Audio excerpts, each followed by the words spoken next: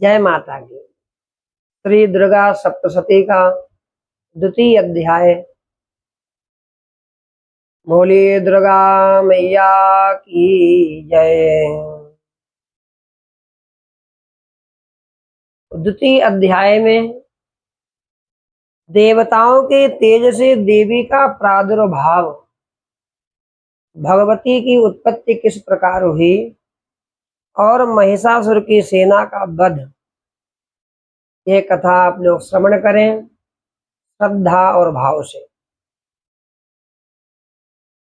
मध्यम चरित्र के विष्णु ऋषि, महालक्ष्मी देवता, उष्णिक छंद, शाकंभरी शक्ति, दुर्गा बीज, वायु तत्व और यजुर्वेद स्वरूप है। श्री महालक्ष्मी की प्रसन्नता के लिए मध्यम चरित्र के पाठ में इसका विनियोग है। भगवती का ध्यान करें। भगवती महालक्ष्मी, मैं कमल के आसन पर बैठी हुई प्रसन्न मुख वाली महिषासुर मर्दनी भगवती महालक्ष्मी का भजन करता हूँ, जो अपने हाथों में अक्षमाला, फरसा, गदा, बाण, वज्र, पद्म, धनुष, कुंडिका, दंड, शक्ति, खड्ग, ढाल, शंख, घंटा, मधुपात्र, शूल, पाश और चक्र धारण करती हैं। ऐसी महालक्ष्मी को बारंबार प्रणाम करते हैं। ऋषि कहते हैं कि पूर्व काल में देवताओं और असुरों में पूरे 100 वर्षों तक एक घोर संग्राम हुआ। उसमें असुरों का स्वामी महिषासुर था और देवताओं के नायक इंद्र थे। उस युद्ध में देवताओं की सेना महाबली असुरों से परास्त हो गई। संपूर्ण देवताओं को जीतकर महिषासुर इंद्र बन बैठा। तब पराजित देवता प्रजापति ब्रह्मा जी को आगे करके उस स्थान पर गए जहां भगवान शंकर और विष्णु विराजमान थे। देवताओं ने महिषासुर के पराक्रम तथा अपनी पराजय का यथावत वृतांत उन दोनों देवेश्वरों से विस्तार पूर्वक कह सुनाया। वे बोले, भगवान महिषासुर सूर्य, इंद्र, अग्नि, वायु, चंद्रमा, यम, वरुण तथा अन्य देवताओं के भी अधिकार छीनकर स्वयं ही सबका अधिष्ठाता बना बैठा है। उस दुरात्मा महेश ने समस्त देवताओं को स्वर्ग से निकाल दिया है। अब वे मनुष्यों की भांति पृथ्वी पर विचरण करते हैं। दैत्यों की यह सारी करतूत हमने आप लोगों से कह सुनाई। अब हम आप की ही शरण में आए हैं, उनके वध का कोई उपाय सोचिए। इस प्रकार देवताओं के वचन सुनकर भगवान विष्णु और शिव ने दैत्यों पर बड़ा क्रोध किया। उनकी भौवें तन गईं और मुंह टेढ़ा हो गया। तब अत्यंत कोप में भरे हुए चक्रपाणि श्री विष्णु के मुख से एक महान तेज प्रकट हुआ। इसी प्रकार ब्रह्मा, शंकर तथा इंद्र आदि देवताओं के शरीर से भी बड़ा भारी एक तेज निकला। वह सब मिलकर एक हो गया। महान तेज का वह पुंज जाज्वल्यमान पर्वत सा जान पड़ा। देवताओं ने देखा, वहां उसकी ज्वालाएं संपूर्ण दिशाओं में व्याप्त हो रही थी।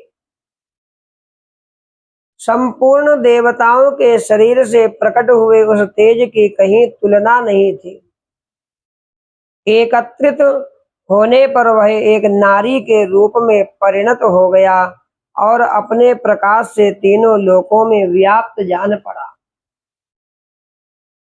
भगवान शंकर का जो तेज था उससे उस देवी का मुख प्रकट हो गया। यमराज के तेज से उसके सिर में बाल निकल आए। श्री विष्णु भगवान के तेज से उसकी भुजाएं उत्पन्न हो गई। चंद्रमा के तेज से दोनों स्तनों का और इंद्र के तेज से मध्य भाग कटी प्रदेश का प्रादुर्भाव हुआ और वरुण के तेज से जंघा और पिंडली तथा पृथ्वी के तेज से नितंब भाग प्रकट हुआ। ब्रह्मा के तेज से दोनों चरण और सूर्य के तेज से उसकी अंगुलियां हुई। वसुओं के तेज से हाथों की अंगुलियां और कुबेर के तेज से नासिका प्रकट हो गई। उस देवी के दांत प्रजापति के तेज से और तीनों नेत्र अग्नि के तेज से प्रकट हुए थे। उसकी भौवें संध्या के और कान वायु के तेज से उत्पन्न हुए थे।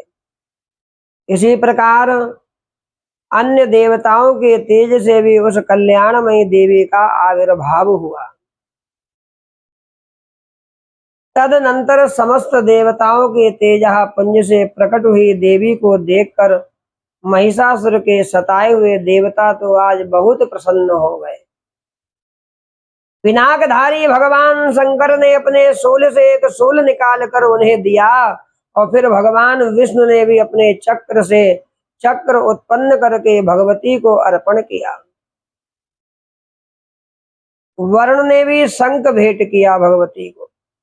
अग्नि ने उन्हें शक्ति दी और वायु ने धनुष तथा बाण से भरे हुए 2 तरकस प्रदान किए। सहस्र नेत्रों वाले देवराज इंद्र ने अपने वज्र से वज्र उत्पन्न करके और ऐरावत हाथी से उतार कर एक घंटा भी प्रदान किया इंद्र ने। यमराज ने काल दंड से दंड, वरुण ने पास, प्रजापति ने स्फटिकाक्ष की माला तथा ब्रह्मा जी ने कमंडलू भेंट किया भगवती को। सूर्य ने देवी के समस्त रोमकूपों में अपनी किरणों का तेज भर दिया। काल ने उन्हें चमकती हुई ढाल और तलवार दी। क्षीर समुद्र ने उज्ज्वल हार तथा कभी जीर्ण न होने वाले 2 दिव्य वस्त्र भेंट किए। साथ ही उन्होंने दिव्य चूड़ामणि, 2 कुंडल, कड़े, उज्ज्वल अर्धचंद्र, सब बाहुओं के लिए केयूर, दोनों चरणों के लिए निर्मल नूपुर, गले की सुंदर हसली और सब अंगुलियों में पहनने के लिए रत्नों की बनी हुई अंगूठियां भी दी। विश्वकर्मा भगवान ने अत्यंत निर्मल एक फरसा भगवती को भेंट किया।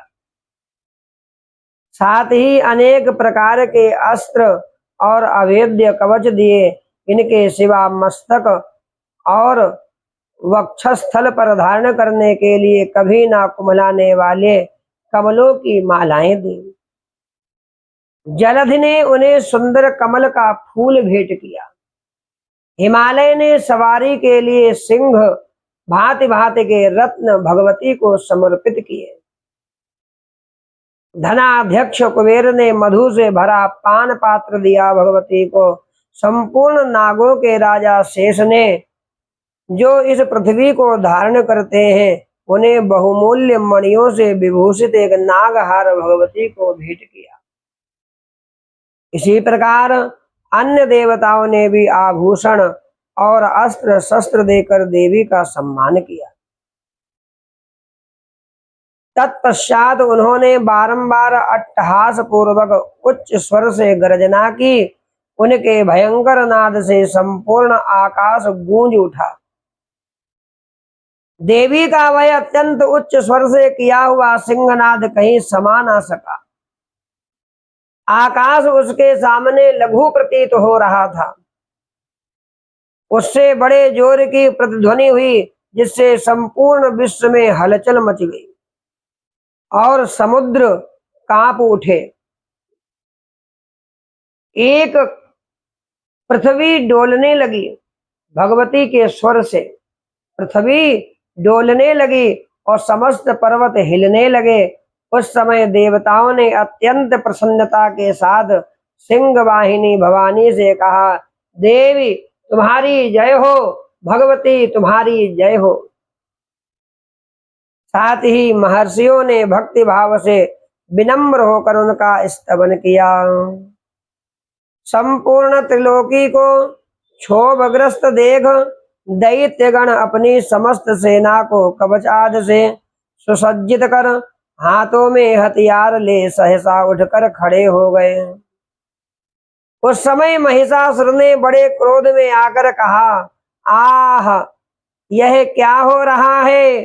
फिर वह संपूर्ण असुरों से घिरकर उस सिंहनाद की ओर लक्ष्य करके दौड़ा और आगे पहुंचकर उसने देवी को देखा, जो अपनी प्रभाव से तीनों लोकों को प्रकाशित कर रही थीं। उनके चरणों के भार से पृथ्वी दबी जा रही थी। माथे के मुकुट से आकाश में रेखा से खिंच रही थी तथा वे अपने धनुष की टंकार से सातों पातालों को क्षुब्ध किए देती थी। देवी अपनी हजारों भुजाओं से संपूर्ण दिशाओं को आच्छादित करके खड़ी थी। तदनंतर उनके साथ दैत्यों का युद्ध छिड़ गया। नाना प्रकार के अस्त्र शस्त्रों के प्रहार से संपूर्ण दिशाएं उद्भासित होने लगी। चिक्षुर नामक महान असुर महिषासुर का सेना नायक था। वह देवी के साथ युद्ध करने लगा। अन्य दैत्यों की चतुरंगणी सेना था साथ लेकर चामर भी लड़ने लगा। 60,000 रथियों के साथ आकर उदग्र नामक महादैत्य ने भगवती से लोहा लिया। 1 करोड़ रथियों को साथ लेकर महाहनु नामक दैत्य युद्ध करने लगा, जिसके रोए तलवार के समान तीखे थे। वह असिलोमा नाम का महादैत्य 5 करोड़ रथी सैनिकों को सहित युद्ध में आ डटा। 60 लाख रथियों से घिरा हुआ वास्कल नामक दैत्य भी उस युद्ध भूमि में लड़ने लगा। परिवारित नामक राक्षस हाथी सवार और घुड़सवारों के अनेक दलों तथा 1 करोड़ रथियों की सेना लेकर युद्ध करने लगा। बिडाल नामक दैत्य 5 अरब रथियों से घिरकर लोहा लेने लगा। इनके अतिरिक्त और भी हजारों महादैत्य रथ, हाथी और घोड़ों की सेना साथ लेकर वहां देवी के साथ में युद्ध करने लगे।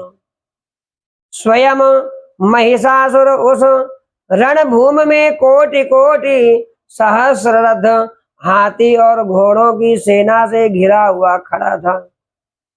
वे दैत्य देवी के साथ तोमर, भिंदीपाल, शक्ति, मूसल, खड्ग, परशु, पट्टिस आदि अस्त्र शस्त्रों का प्रहार करते हुए युद्ध कर रहे थे। कुछ दैत्यों ने उन पर शक्ति का प्रहार किया, कुछ लोगों ने पास फेंके तथा कुछ दूसरे दैत्यों ने खड्ग प्रहार करके देवी को मार डालने का उद्योग किया। देवी ने भी क्रोध में भरकर खेल खेल में ही अपने अस्त्र शस्त्रों की वर्षा करके दैत्यों के वे समस्त अस्त्र शस्त्र काट डाले। उनके मुख पर परिश्रम या थकावट का रंच मात्र भी चिन्ह नहीं था। देवता और ऋषि उनकी स्तुति करते थे और वे भगवती परमेश्वरी दैत्यों के शरीरों पर अस्त्र शस्त्रों की वर्षा करती रहीं। देवी का वाहन सिंह भी क्रोध में भरकर गर्दन के बालों को हिलाता हुआ असुरों की सेना में इस प्रकार विचरने लगा, मानो वनों में दावानल फैल रहा हो। रणभूमि में दैत्यों के साथ युद्ध करते हुए अंबिका देवी ने जितने निश्वास छोड़े वे सभी तत्काल सैकड़ों हजारों गणों के रूप में प्रकट हो गए और परश, भिंदीपाल, खड्ग, पट्टिस आदि अस्त्रों द्वारा असुरों का सामना करने लगे। देवी की शक्ति से बड़े हुए वे गण असुरों का नाश करते हुए नगाड़ा और शंख आदि बाजे बजाने लगे। उस संग्राम महोत्सव में कितने ही गण मृदंग बजा रहे थे। तदनंतर देवी ने त्रिशूल से, गदा से, शक्ति की वर्षा से, खड्ग आदि से सैकड़ों महादैत्यों का संहार कर डाला। कितनों को घंटे के भयंकर नाद से मूर्छित करके मार गिराया भगवती ने। बहुतेरे दैत्यों को पास से बांधकर धरती पर घसीटा। कितने ही दैत्य उनकी तीखी तलवार की मार से दो दो टुकड़े हो गए।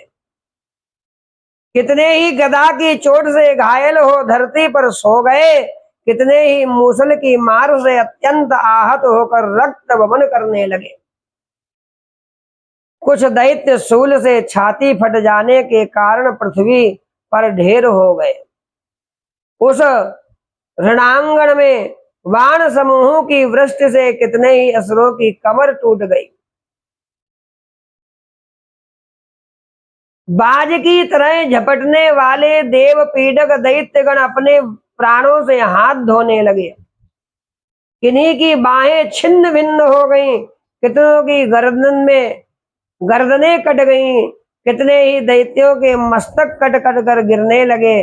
कुछ लोगों के शरीर मध्य भाग में ही विदीर्ण हो गए। कितने ही महादैत्य जांघें कट जाने से पृथ्वी पर गिर पड़े।